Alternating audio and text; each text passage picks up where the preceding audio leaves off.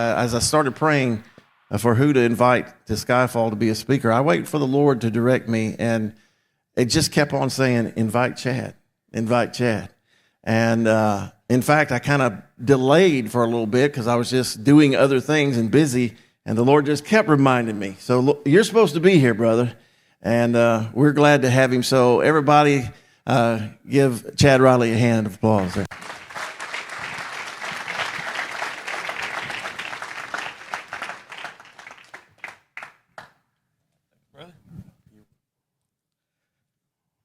All right. How's everybody doing today? Good deal. Ted wanted me to ask 3 questions, so if y'all just want to raise your hands, I'm going to go ahead and take care of this. Have any of you ever experienced sleep paralysis? Okay.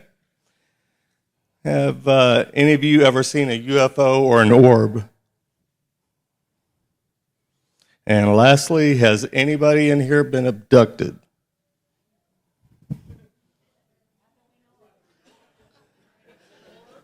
All right.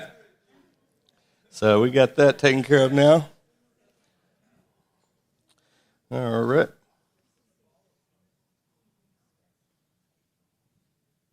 Make sure this is on. All right. Stranger Things, a Netflix series, is based on the Montauk Project that ran from 1971 to 1983 at Camp Hero Air Force Base in New York City, or a facility in New York, I should say. I'm not sure if any of y'all are familiar with Russ Dizdar and his research, The Black Awakening. If you are, then you probably already know this. But they are trying to shatter the psyche of the individual in order to open them up to demonic possession. And he talked about that with the satanic ritual abuse, where they would take children, and sometimes they would have a tub full of hot water, another tub with ice water, and they would literally pick them up and just drop them in one tub. And after so many times going back and forth, their minds just literally shattered. And the children at that facility, they were subjected to things I can't even talk about in this setting. So it's a very sad situation. But I know it's a popular TV show, but it is based on a true story. And they actually did psychologically torture as well as physical torture on these children. So,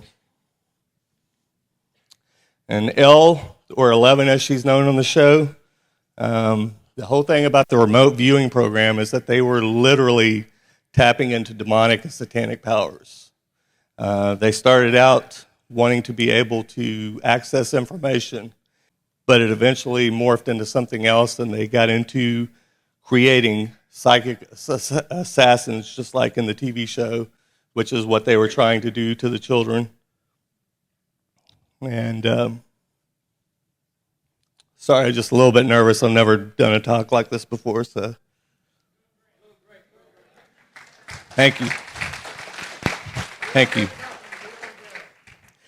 So I know some of you guys out there probably know who Aleister Crowley is, and his "Do as thou wilt shall be the whole of the law." This is one of his most famous quotes right here, is that 11 is their number of the magician.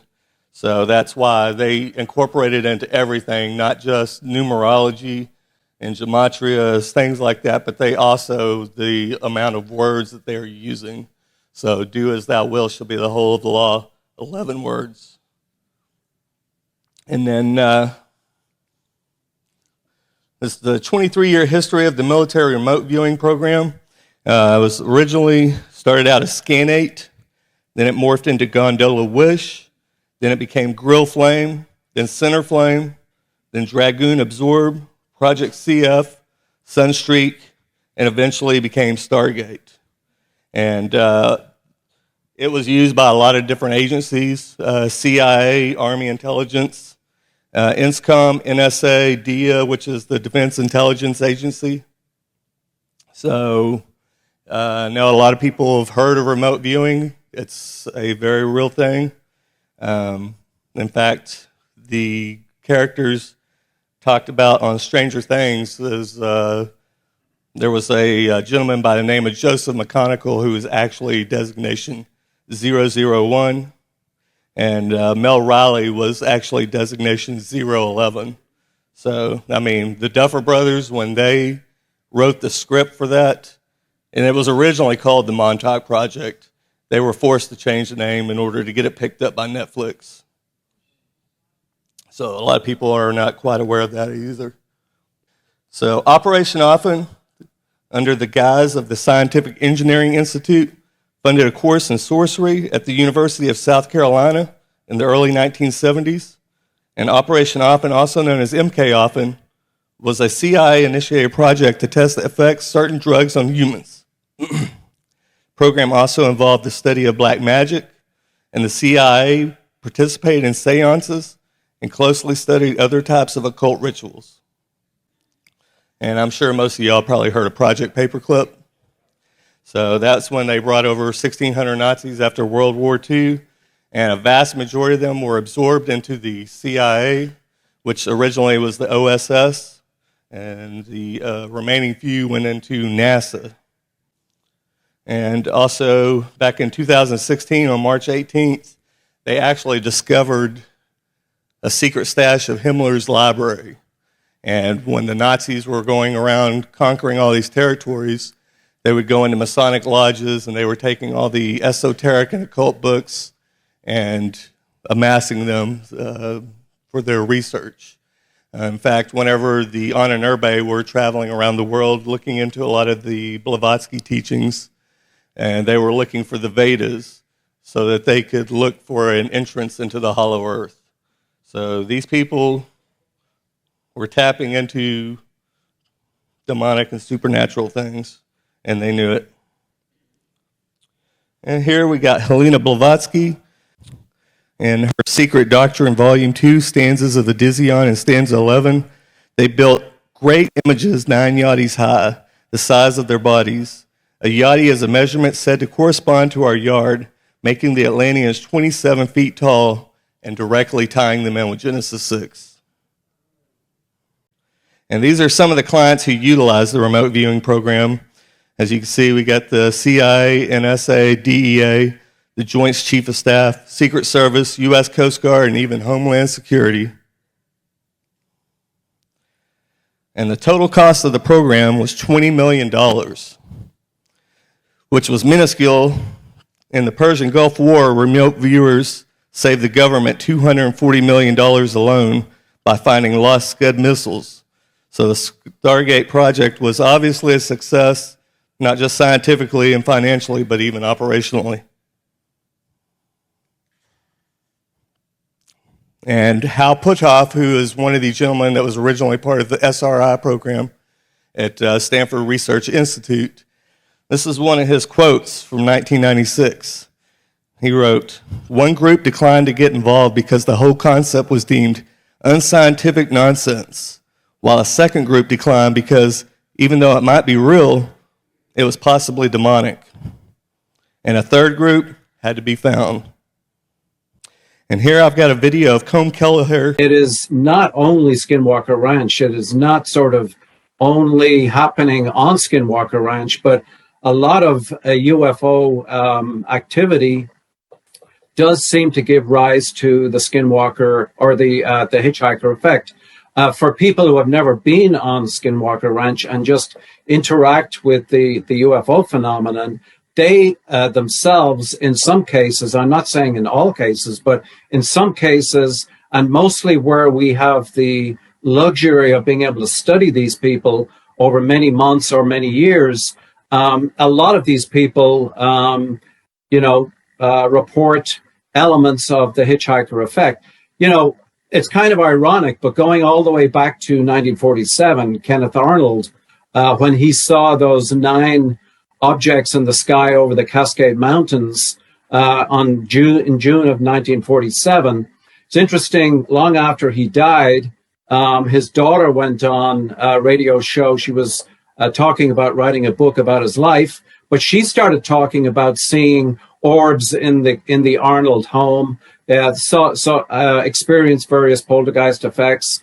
Even Kenneth Arnold himself, in his book, talks about some really weird happenings that were happening after the June 24th, 1947. So as you can see here, the hitchhiker phenomenon that any of you who have done research into Skinwalker Ranch are fully aware of, that it is not just tied to Skinwalker Ranch.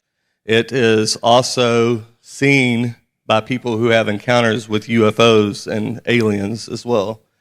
And not just that, but the very first people that my research has led me to look at, the first ones to encounter the hitchhiker phenomenon was actually the remote viewers in the remote viewing program.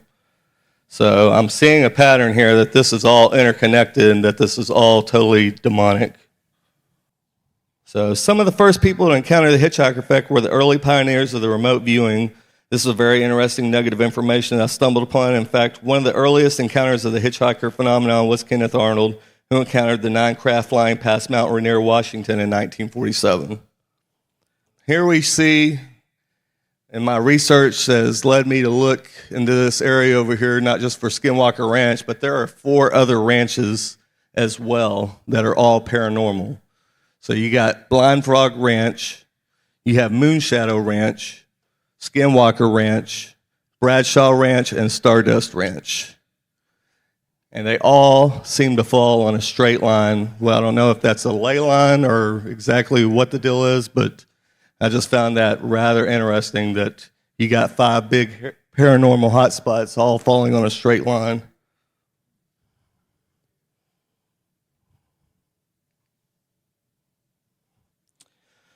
And concerning the Skinwalker Ranch in the Uintah Basin region, strange things have been seen overhead since the first European explorers arrived. In fact, Silvestre Velez de Escalante, a Franciscan missionary in El Rey, wrote of strange fireballs appearing over his campfire in 1776, which is the same year that America declared its independence, as well as the Bavarian Illuminati was also founded on May 1st, 1776. Then we got in the 1960s and the 1970s in the Uintah area basin, reports of UFOs were so common that they just stopped recording them. Okay, and in a 1996, a newspaper article which mentioned the UFO incidents in and around caught the attention of Las Vegas businessman Robert Bigelow, who flew to Utah and met with the Shermans and purchased the property. The rancher, Terry, and his wife, Gwen, and the 2 teenage children told Bigelow that the UFO sightings were only a small part of the phenomenon that had terrified the family for 20 months since buying the home. They were psychologically tormented and physically intimidated by a bizarre range of paranormal phenomenon. A calf was stripped of all of its flesh and blood in broad daylight in total silence, while the rancher and his wife were yards away in the same pasture. They also had 4 of their prized large bulls were somehow moved out of a corral and into a cramped tool shed, with the only door leading into the shed had not even been opened. And here's a interview between George Knapp and Robert Bigelow. He said that I was very disturbed toward the end because of something that happened. Some of the government people, Bigelow said in an interview with Knapp in 2021, everybody took things home with them. I took things home to my house. Things happened to my wife and to me. Everybody took things home. We all did, but we didn't know it was going to be kind of permanent. We didn't know that this was going to stay with us for years or possibly for the rest of our life. Who knows? And it's not that it happened on the ranch. It was when they left the ranch. I do say hitchhikers, and these are government people, and it affected them in a very dramatic way. Very dramatic way. And now I'm going to play a clip of Travis Taylor. I don't know if any of you are watching the series on Secret of Skinwalker, but he is one of the people that is on the TV show, and I have him in his own words saying why Robert Bigelow sold the ranch.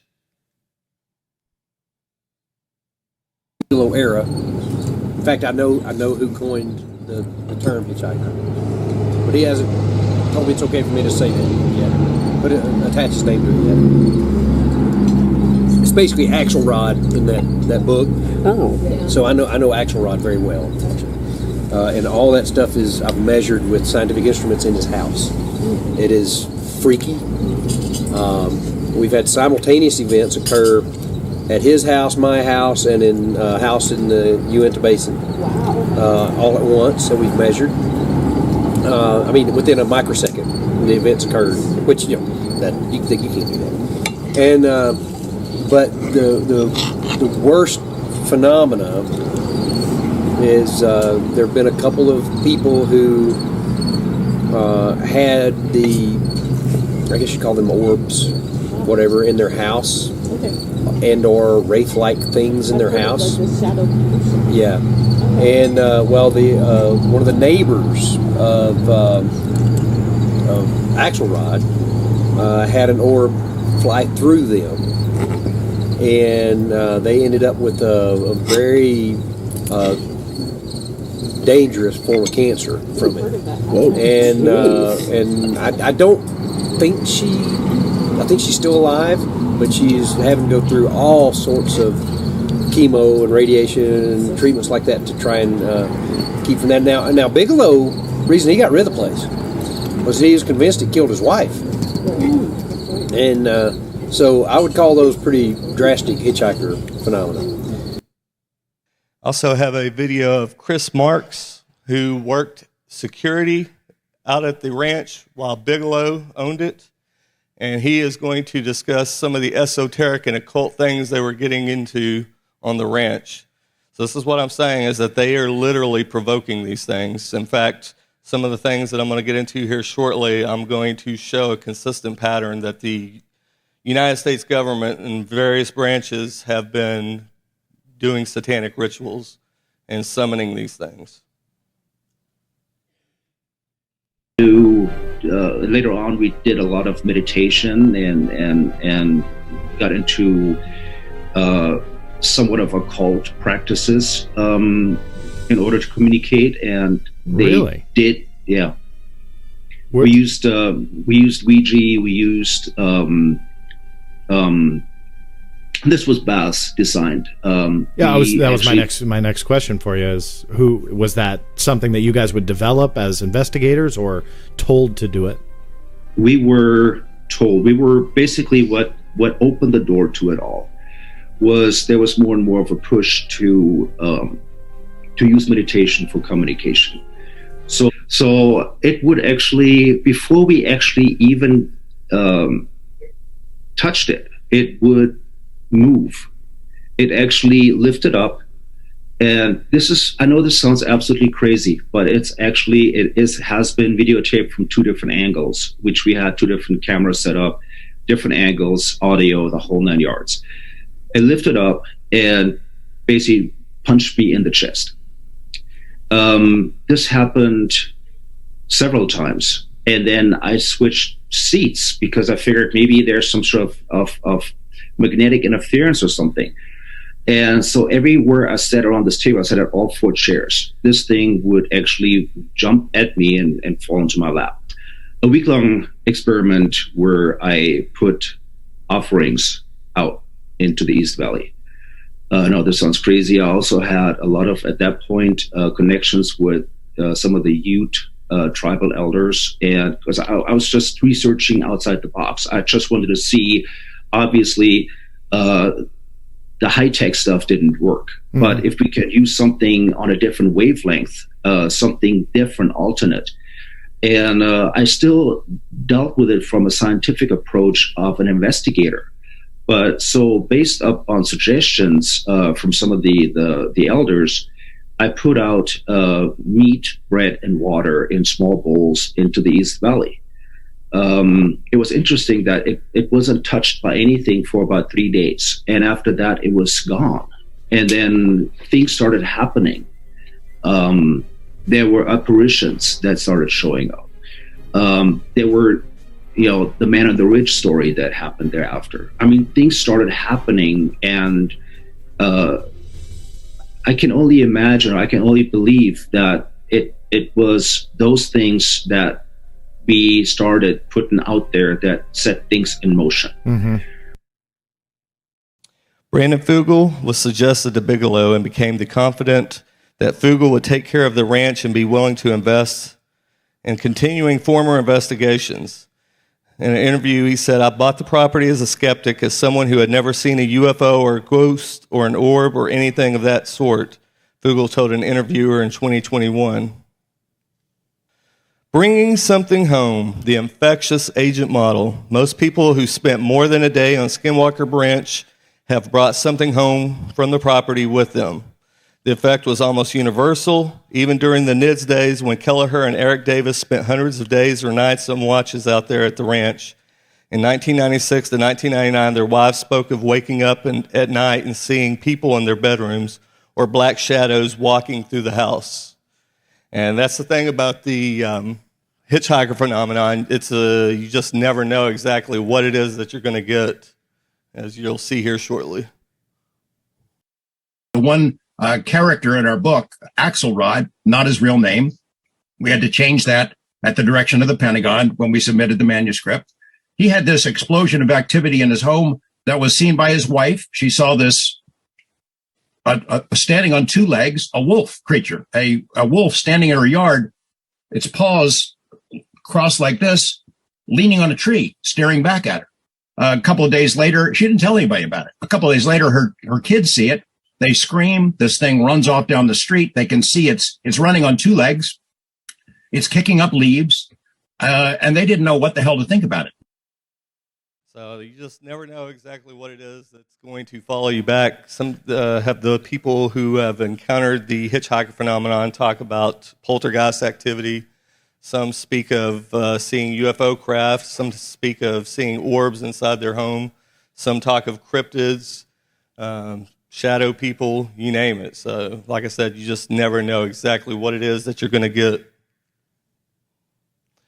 So, and another thing about the hitchhiker phenomenon that was very interesting is that it actually spreads like a virus. So, like, say, if you were to go to the ranch and come back, it would attack your family, but it can also spread through other family members as well as neighbors and coworkers. And that was a very fascinating little bit of information. And here we got some of the top leading UFO researchers. Alan J. Hynek, who is part of Project Blue Book, and he is one of the top 2 leading ufologists on the planet. And even Hynek said here that he believed that these were from an astral plane. So you can say interdimensional, you can say heavenlies, demonic realm, whatever floats your boat. And then Jacques Vallée, who is the second leading ufologist, he wrote in his book, Confrontations, on page 13, often accompanied by sadistic sexual manipulation and reminiscent of the medieval tales of encounters with demons. In his book, on page 159, he wrote, UFOs can project images or fabricated scenes designed to change our belief system. Human belief is being controlled and conditioned. We may be headed toward a massive change of human attitudes towards paranormal abilities and extraterrestrial life. He also wrote that there is a spiritual component. The UFO phenomenon is controlled by a non-human sort of consciousness. And then John Keel, in his book, Operation Trojan Horse, on page 183, wrote, the endless messages from space people would now fill a library. And while the communications claim to represent some other world, the contents of those messages are identical to the messages long received by mediums and mystics. I do believe that the great bulk of these phenomena are what is called satanic. This is Gordon Creighton in an article entitled Defense Chief Warns of Satanic UFOs. The Times of London religion correspondent Ruth Gledhill explains how Lord Hill Norton, a former admiral of the fleet, has helped to found a group of UFO concern, the purpose of which is to warn others that the satanic nature of some UFOs.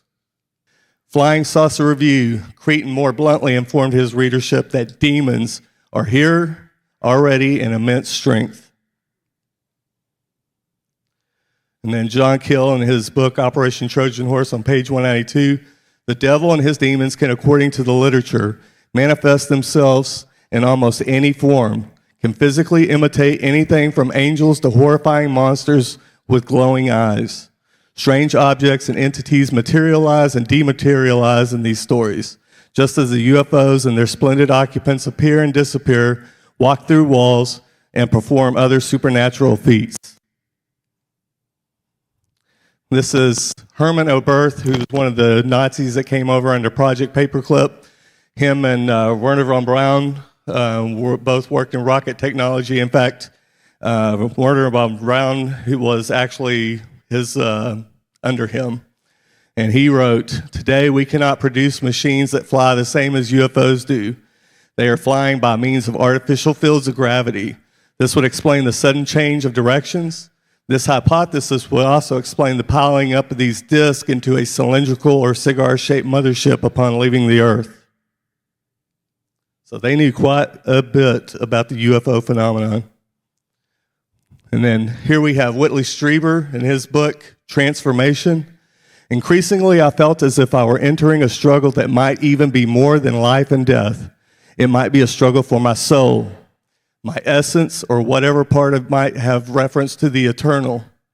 These are the worst things in death, I suspected. So far, the word demon has never been spoken among the scientists, and doctors were working with me alone at night. I worried about the legendary cunning of demons. At the very least, I was going stark raving mad." And then he also wrote, "I wondered if I might not be in the grip of demons, if they were not making me suffer for their own purposes or simply for their enjoyment." And lastly, he wrote, "I felt an absolutely indescribable sense of menace.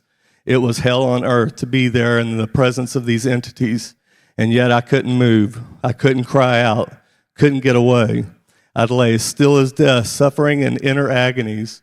Whatever was there seemed so monstrous, ugly, so filthy, and dark and sinister. Of course they were demons. They had to be. And they were here, and I couldn't get away." And interesting side note, there's a researcher by the name of Joseph Jordan for CE4 Research. And one of the things that he uncovered, he used to work for MUFON, or still does, has worked with them for several decades. And he noticed a pattern that they know about that they didn't want to talk about, that these things flee in the name of Jesus. And so he had already uncovered about 400 something cases before I actually interviewed him on Deception Detection Radio. And when he came on there and talked to me, he told me he was almost up to 700 cases. So that's the thing. If these things are tracking across the galaxy, why do they flee in the name of Jesus?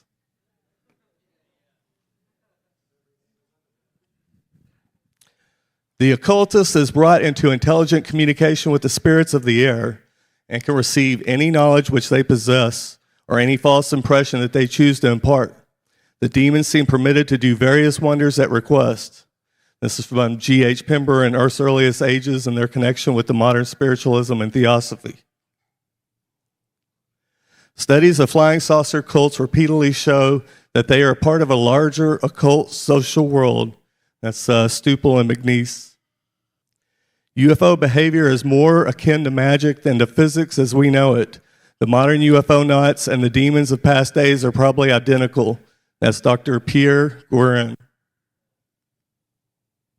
How credible is it to think literally thousands of extraterrestrials would fly millions or billions of light years simply to teach New Age philosophy, deny Christianity, and support the occult? That's John Ankerberg and John Weldon. A large part of the available UFO literature is closely linked with the mysticism and the metaphysical.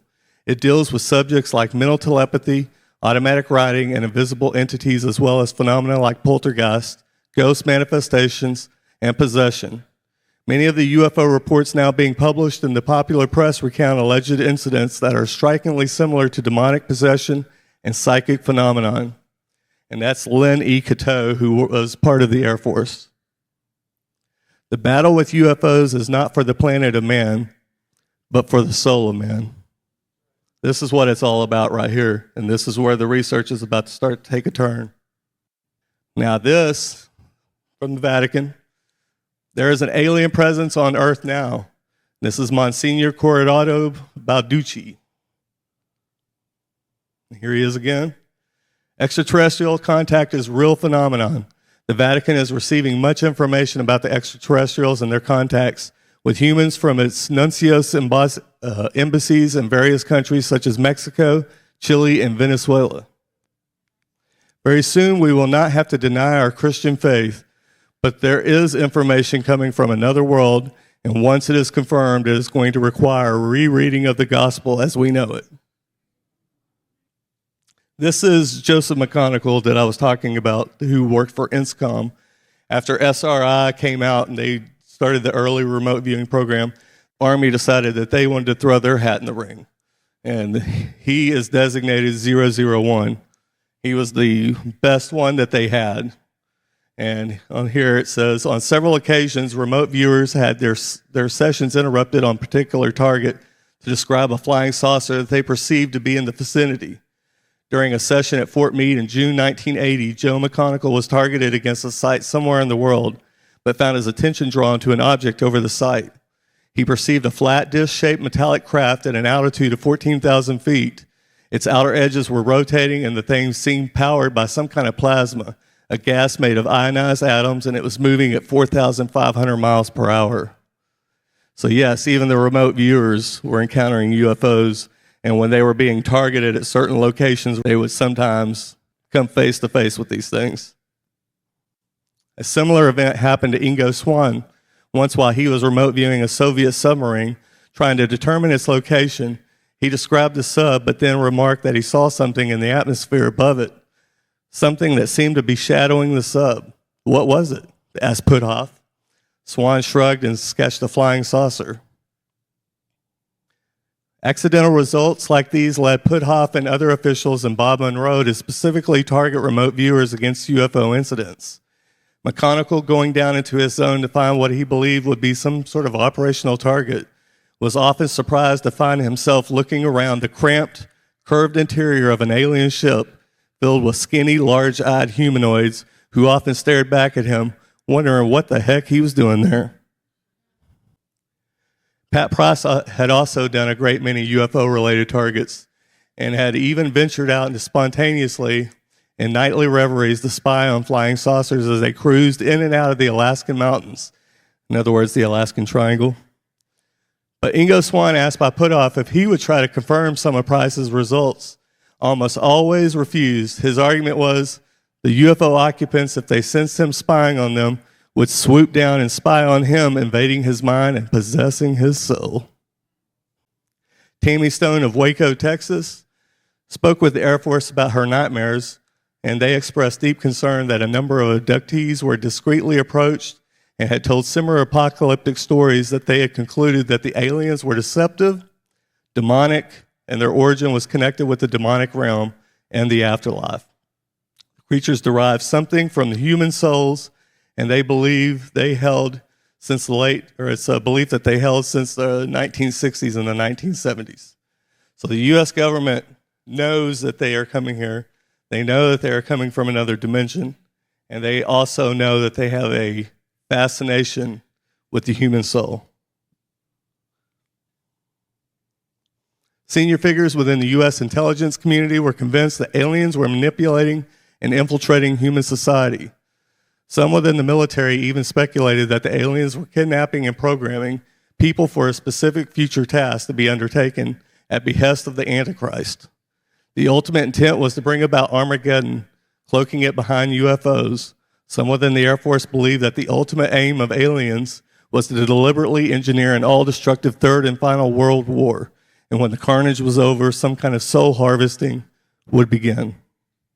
This parallels the experiences of both Tammy Stone and Judy Doherty in the sense that both women underwent abduction experiences in which part of them, their soul or spirit, was somehow detached from their physical body and transported to another location, to the interior of a UFO from another world, or as others saw, as a craft of masquerading demons.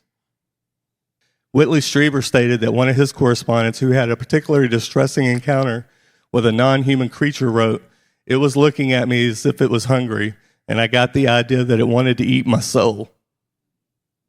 John E. Mack also uncovered another abductee, Isabel. Mack noted she recalled vividly waking up once in the middle of the night to find one of the creatures right next to her bed and another one bending over her, trying to bring up as much fear in her as possible. She knew instinctively that whatever that thing was next to her wanted to enter her. Mack added she felt certain that what these beings were after is the human soul. This is because they don't possess a soul, because they can't just take our souls. They cannot come into this world physically, but they can fool you into handing it over.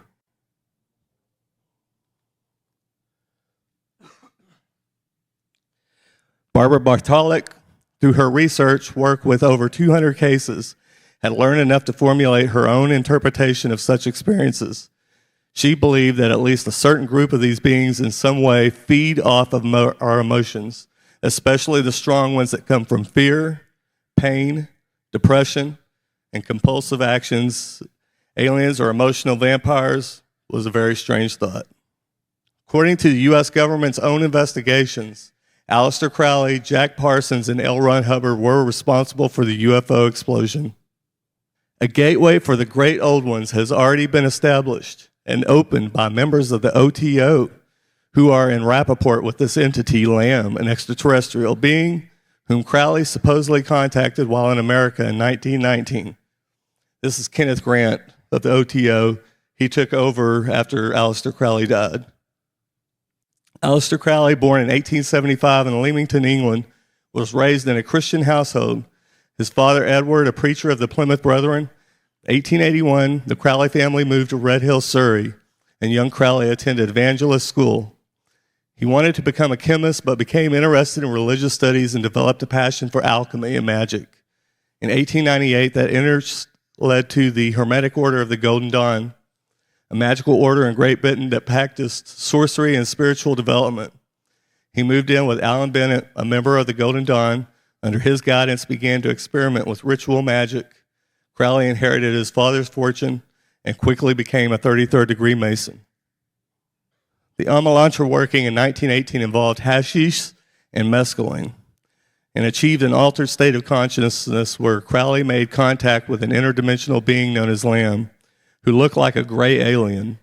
He didn't view Lamb as an alien or a demon. He called him an Enochian entity from the Enochian call, a Kabbalistic language devised by 17th century and Queen Elizabeth magician Dr. John Dee.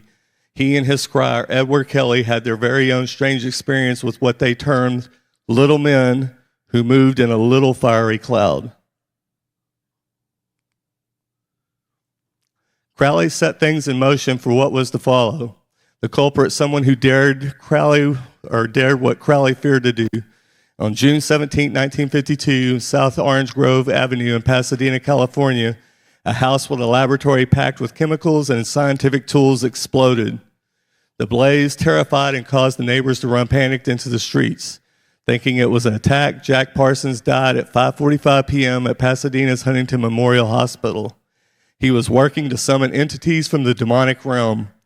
Rumor is he made a deal with Lucifer to further his power and influence and to gain a place in his ranks. He proclaimed himself to be the Antichrist. Kenneth Grant made some astounding inferences about Parsons' Babylon working. He writes that the working began in 1945, a few months before Crowley's death in 1947, and just prior to the wave of the unexplained aerial phenomenon now recalled as the Great Flying Saucer Flap. Parsons opened a door and something flew in. This is his own words. Marvel Whiteside Parsons for his achievements. A large crater on the far side of the moon is named after him. And every year on Halloween, NASA's Jet Propulsion Laboratory holds a memorial with mannequins of Parsons and the Suicide Squad, known as Nativity Day. Within the aerospace community, it's still a joke that JPL stands for Jack Parsons Laboratory or Jack Parsons Lives. Disciples of Crowley and someone who rivaled even Crowley himself, who engaged in bestiality with the family dog, inappropriate relations with his own mother. Before each rocket test, Parsons would undertake a ritual to try to invoke the Greek god Pan. In 1942, Crowley chose Parsons to lead the Agape Lodge in the Thelemic Ordo Templi Orientis in California. After Crowley expelled Wilford Smith, he practiced Crowley's thelemic rituals. The goal was the creation of a new hybrid being. If successful, would be the destruction of Christianity. So what the Babylon working ritual actually entailed is they were trying to create a moonchild and bring about the Antichrist. Much of JPL's initial rocket research took place at the Devil's Gate Dam in Los Angeles. JPL was established at this location in 1930 by the California Institute of Technology. The group became known as the Suicide Squad. The dam, constructed a decade earlier, looked as if it was a title from Devil's Gate Gorge, rocky outcropping that resembled a demonic face. As Parsons was working at the Devil's Gate, another person in the early U.S. rocket research, Robert Goddard, was making advancements in the same field. Goddard had a long-standing relationship to New Mexico's town of Roswell and knew quite a bit about Parsons, a site unbeknownst to him that had previously been used by the rocketry pioneer Robert Goddard. Students of Parsons' work believe that the portal Crowley opened in 1918, summoning Lamb, was further expanded by Parsons and Hubbard in the 40s, particularly with the Babylon working. Parsons' occult actions reached their tipping point, and pilot Kenneth Arnold had a historic UFO encounter at Mount Rainier, Washington, followed a little more than a week later by the most infamous crash outside of Roswell, New Mexico. Days after this encounter, Arnold said that he had been contacted by a Texas preacher who warned him that flying saucers were harbingers of doomsday, and he was readying his congregation for the end of the world. Interesting side note, conspiracy researcher John Judge stated in an interview on KPFK Radio, Los Angeles, August 12, 1989, Kenneth Arnold and Jack Parsons were flying buddies. So a little more than a week after Kenneth Arnold's experience, something crashed in the desert of Lincoln County, New Mexico, not far from Roswell. Jesse Marcel, an intelligence officer for the 509th Bomber Group at Roswell Airfield in 1947, who saw, handled, and collected some of the remains of the object at the crash site itself, the Foster Ranch stated, "I saw a lot of wreckage, but no complete machine. It had disintegrated before it hit the ground. The wreckage was scattered over an area about 3/4 of a mile long and several hundred feet wide. I was pretty well acquainted with most everything that was in the air at the time, both ours and foreign. I was also acquainted with virtually every type of weather observation or radar tracking device being used by either the civilians or military. What it was, we didn't know. We just picked up the fragments. It could not be bent or broken or even dented by a 16-pound sledgehammer." Author and researcher Adam Gorightly, who carefully studied the lives and work of Crowley and Parsons, stated, "After the Babylon working, UFO sightings began to be reported simultaneously, like the Devil's Floodgate had been opened, and in flew demonic powers from beyond like an H.P. Lovecraft nightmare unleashed upon the human race. Crowley said this about the Enochian entities: 'Be careful, they bite.'" Major Sam Bruno of the U.S. Air Force advised that the FBI that they have files on Parsons, including some related to his relationship with Crowley. One which dated May 17th of 1948 stated, "A religious cult believed to advocate sexual perversion was organized at the subject's home, which had been reported subversive. At one point, the police heard neighbors' reports of a ritual in which a nude pregnant woman jumped 9 times through a fire in the yard and came to investigate, but Parsons put them off by emphasizing his scientific credentials." The same document referred U.S. Air Force FBI knowledge of the church at Thelema, explaining this cult broadly hinted at free love, that there had been several complaints of strange going on at the home, and that an unnamed source had described the church as a gathering place of perverts. Military records also noted that in 1943, Parsons was interviewed by the FBI and stated that the Church of Thelema was a lodge and a fraternity, as well as a church, and that they studied philosophy as well as religion and attempted to inform themselves concerning all types and kinds of religion. Major Sam Bruno had a meeting with Parsons after Kenneth Arnold's sighting, and their talk of Parsons being linked into this to Arnold and undertaking some special digging, he uncovered that Parsons, Arnold, had personal contact, having mutual acquaintances. This was enough for someone in Bruno's office to see that Parsons seen as a sorcerer, knew the man who encountered flying saucers in 1947 and started it. The Air Force also had reports of Parsons knowing Robert Goddard out at Roswell. We knew something happened at Roswell with the crash in 47. People in the OSI said it had to mean something that Jack was linked with Kenneth Arnold and Robert Goddard. Parsons declared that UFOs would play a part in converting the world into Crowleyanity. Parsons' interest in flying saucers made it more terrifying. The AF-OSI planned a meeting with Parsons and asked him if the things that he, Crowley, and Hubbard were attempting to bring in entities like Crowley's Lamb. Parsons admitted there probably was a connection. The UFO wave of 1947 was linked to his door-opening rituals, and that it was no coincidence that he knew Arnold or Goddard of Roswell. Material on Parsons was secured by the staff. It was noted with concern that Charles Taze Russell, a prominent Christian restorationist minister from Pittsburgh, Pennsylvania, and the founder of what is now known as the Bible Student Movement, from which the Jehovah's Witnesses emerged, had once made a prediction that the countdown to the end of the world would begin on October 2nd, 1914. John Carter, a biographer of the Jack Parsons, noted, "It is ironic John Parsons, who would later attempt to incarnate the Babylon, would also sign an oath stating that he was the Antichrist, was born the very same day of Russell's end times event for the U.S. military. Was born the very same day of Russell's end times event for the U.S. military. This was deeply disturbing." So as you can see, Jack Parsons was in fact born on that date. Many of Crowley and Parsons' experiences occurred while in altered states of mind. An unsettling conclusion was that successfully accessing the world of UFO and intelligences and understanding their true point of origin and intent was more likely to be achieved by opening the mind to new experiences and realms than by monitoring the skies with radar and fighter jets. They reasoned that invading their space remotely, even in astral form, might provide results. This originated in the early 1950s with the UFO contactees George Van Tassel, George Adamski, and George Hunt Williamson, who the military believed were being visited by occult entities instead of ETs. Elements within the U.S. government focused the investigations of the ESP, Ouija, and the paranormal in the early 50s.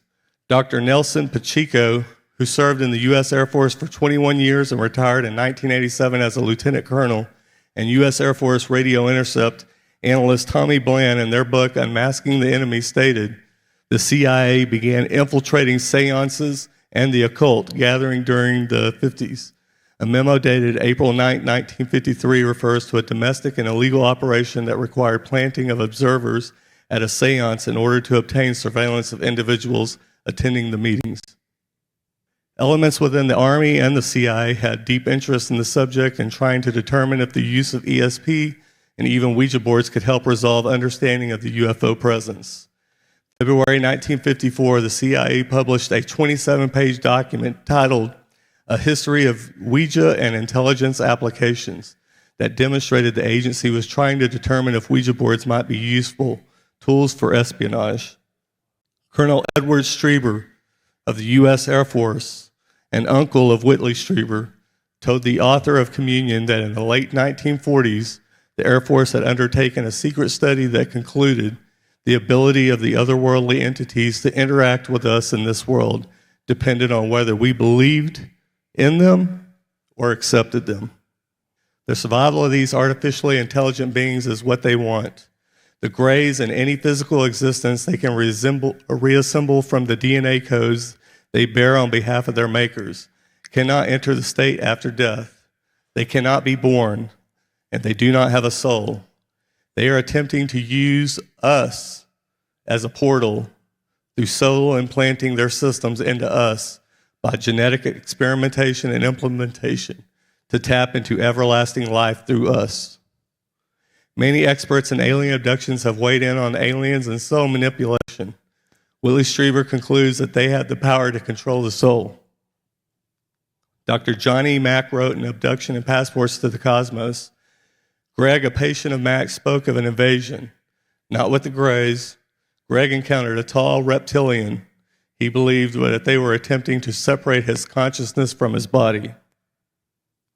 This is a video of Bob Lazar talking about the human soul as containers, is what the aliens refer to us.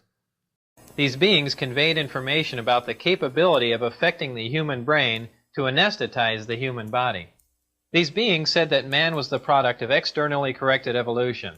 They said that man, as a species, had been genetically altered 65 times. They refer to humans as containers, yet I don't know what we're containers of. At least one of them was part of an archaeological dig. So it's old. At least one of them is old. I don't know if it was the one I worked on, but I remember something to do with an archaeological dig. Whoa. So that means it's not just old, it's ancient. That's a freak out right there. Just a couple of dudes with some brushes looking for a Tyrannosaurus Rex bone. They hit metal. That was Bob Lazar talking about one of the 9 craft out at Area 51 and S4. He said that according to the paperwork that he read on that actual craft, that it was found at an archaeological dig and it didn't know exactly where or how long ago. The big secret is that aliens are fascinated with human souls. They supposedly use the human spirit in ways that the U.S. government doesn't completely comprehend, or that they do, and they don't want to tell the rest of us. So, Nigel Kerner believed that the alien activity is motivated by the need to feed on human souls. His 2 books, Songs of the Greys and The Grey Aliens and the Harvesting of Souls, gives a compelling case that aliens use the human soul in many ways. Nigel concludes the following. The Greys are sophisticated, self-aware machines created by a long-vanished extraterrestrial civilization, I would say elder race or fallen angels, in an attempt to create vessels for their offspring, the Nephilim, in other words, a body for them to inhabit. Explains how their request to capture human souls appears in the historical records from biblical times. Explains how the phenomena of racism is a byproduct of their genetic tampering, like Blavatsky's root race theory and the secret doctrine that Hitler and Himmler latched onto, being the descendants of the Aryans. Kerner suggests that the Greys are seeking to master death by obtaining something the humans possess that they don't: souls. Through the manipulation of human DNA, these aliens hope to create their own souls. In other words, they are trying to bypass God's judgment. That is their attempt. Because these entities were never sanctioned by God, and they were created by fallen angels with human women. The reason that He never sanctioned them is the very reason why they are trying to attach themselves somehow to our human souls. And this is a document that you can find on the FBI website, referred to as document 6751, and you can easily look this up online. And if you have never seen this document, I highly suggest that you all go online and look at it and read it for yourselves. This is a little brief synopsis of what it says in the document. We've been visited by beings from another dimension. FBI document 6751, a declassified document by the FBI dated July 8, 1947, reads, a memorandum of importance. This memo is respectfully addressed to certain scientists of distinction, to important aeronautical military authorities, to a number of public officials, and to a few publications. A very serious situation may develop at any time with regard to the flying saucers. If one of these should be attacked, the attacking plane will almost certainly be destroyed. In the public mind, this might create near panic and international suspicion. The principal data concerning these craft now at hand must be offered, no matter how fantastic and unintelligible it may seem to minds not previously instructed in thinking of this type. Down here in the middle section, they have little bullet points. 1, part of the disk carry crews. Others are under remote control. So even back then in 1947, Some of these craft were drones. Their mission is peaceful. The visitors contemplate settling on this plane. 3, the visitors are human-like, but much larger in size. Like a Nephilim, talks like a Nephilim, might be a Nephilim. Could be. They are not excarnate earth people, but come from their own world. They do not come from any planet as we use the word, but from an etheric planet. It's funny because that's what J. Allen Hynek was saying. They come from the astral plane, but come from their own world. And then 6, the bodies of these visitors and the craft also automatically materialize on entering the vibratory rate of our dense matter. 7, the discs possess a type of radiant energy or a ray which is easily disintegrate any attacking ship. They re-enter the etheric at will and so simply disappear from our vision without trace. 8, the region from which they come is not the astral plane, but corresponds to the lokas, talas. Students of esoteric matters will understand these terms. That's very interesting to have on a U.S. government document. Have that on there. They probably cannot be reached by radio, but probably can be by radar if a signal system can be devised for that apparatus. Let the newcomers be treated with every kindness. Lokas or talas is a concept in Hindu mythology that refers to alternate worlds or realities, and in the simplest context, multiple dimensions. These words are explained in the Vedas and later expanded in Theosophy. This is a video from 1906 to 2014, all the UFOs, and you're going to see a pattern here. In most of the countries where they do satanic ritual abuse, as well as into the esoteric and occult, are some of the most highly densely populated UFO activity.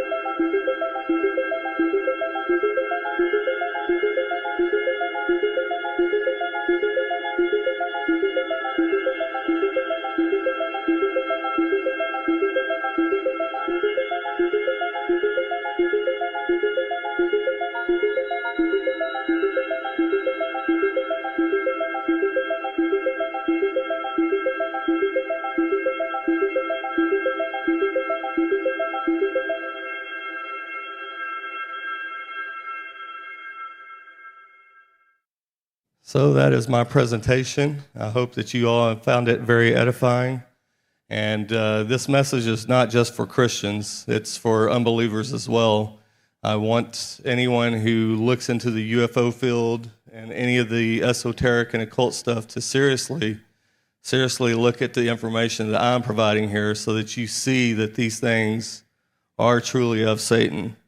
And that it's not too late for you to accept Jesus as your Lord and Savior. And I encourage you that if you've not done so, let that day be today in Christ Jesus. Thank you, y'all. Thank you, brother. Amen. That's good stuff right there. Because part of this end time deception is going to be these fallen angels and their offspring pretending to be from other galaxies far, far away, which we know is nonsense, but most of the world has embraced this lie. And isn't it interesting that, you know, that illustration there of how the United States was lit up more than any other place in the world lets you know how deep and dark that our country has become in the area of dabbling in the occult and Satan and demons, and our government has led the way. You know, they've led the way.